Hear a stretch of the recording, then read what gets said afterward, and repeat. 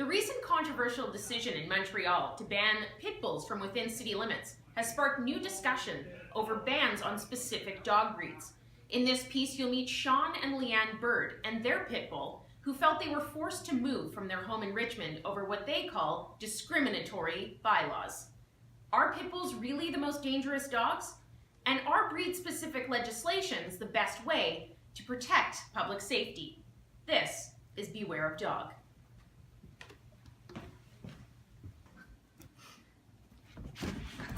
Meet Peanut. She's a pit bull cross, a breed many deem to be dangerous. Peanut was a rescue, and soon after she arrived to her new home in Richmond, owners Leanne and Sean discovered she was visually impaired. A bylaw in Richmond forcing pit bulls to be muzzled in public caused Peanut problems getting around, and the Birds tried to fight it. And then we found out we had to put a muzzle on her, tried that, and she was walking into walls, falling down the stairs, fell out of a car and stuff like that. So I pleaded with the city to give us a break, let us prove her good temperament, and remove that part of the requirement for her, and they didn't budge. They felt their only option was to move to another municipality. They packed up their home and business and moved to Tsawwassen. Despite Peanut's calm demeanor, the public perception of pit bulls is often that they are aggressive and mean. There's a lot of people who are pretty nervous. As soon as like a pit bull comes in, they just leash their dog up and go. A dog that is really strong and can be dangerous. Obviously, dogs are used as weapons too, just like firearms and things like that. So do you think it's fair that certain aggressive dog breeds are banned in some municipalities? I think it's fair, yeah. Because? Because they're scary. UBC psychologist Dr. Stanley Corin says some pit bulls are more aggressive because they have been bred to fight. It turns out that about 40,000 people in North America make their full-time living by dog fighting. They have been breeding dogs very specifically for aggression. They will say something like, well, although our dogs are not intended for anything illegal, they can beat anything which has fur on it. Even when raised in good homes, pit bulls do have a physical capability to do harm, and in some cases, the attacks can be fatal. In the Lower Mainland in June, a woman in Surrey was attacked outside a convenience store by an off-leash pit bull.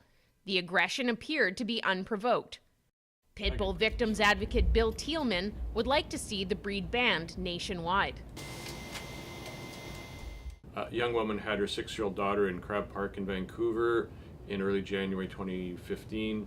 They were at the park, they were leaving, minding their own business, walking out of the park. A pit bull off leash dashed across the park, attacked the little girl, grabbed her by the face with his teeth, and then the arms. She had stitches in her face and her arms and legs, multiple stitches, was traumatized, and the owner wasn't there. It was someone taking care of the pit bull for the owner, and they were mortified, but what are you going to do? Completely unprovoked attack.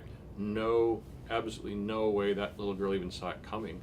But veterinarian Dr. Adrian Walton says that pit bulls aren't the only breed with a tendency to lash out.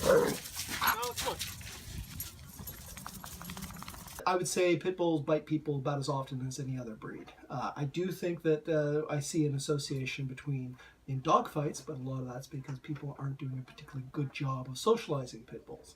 But in terms of bites, I'm far more likely to get bitten by a Chihuahua or a Dachshund than a pit bull. Most of the scars on my body are from animals that are not pit bulls. Recent data gathered also supports this claim, that other breeds are just as likely to attack humans. In the city of Vancouver, dog attacks on humans reported to Animal Control in 2015 showed that pit bulls and labs were tied for the breeds with the highest number of incidents, and German Shepherds were second with 12%. In the reported incidents so far this year, German Shepherds were responsible for the highest number of attacks at 12%, with pit bulls second at 10%. Leanne Bird feels there are better forms of policy and legislation to reduce attacks by all dogs, not just pit bulls. There's a lot of dogs running around in Richmond that are like that one girl or the two girls, the twins who got attacked. that wasn't a pit bull. And Richmond's bylaws don't protect the people from dogs that aren't pit bulls. The rules in the Lower Mainland vary between municipalities. In Richmond, pit bulls are allowed but must be muzzled and on leashes at all times in public. They also need to be under the care and control of an owner 19 or older. In Burnaby, pit bulls must be muzzled and are classified as a dangerous dog. In West Vancouver, any pit bulls or any dog that looks like a pit bull is labeled as aggressive regardless of their history of behavior. Leanne has started a website to spread awareness about band-specific legislation. Look at the facts, look at the data, see the bites go down. See, you know, it's proof right there. You know, Calgary's another great example.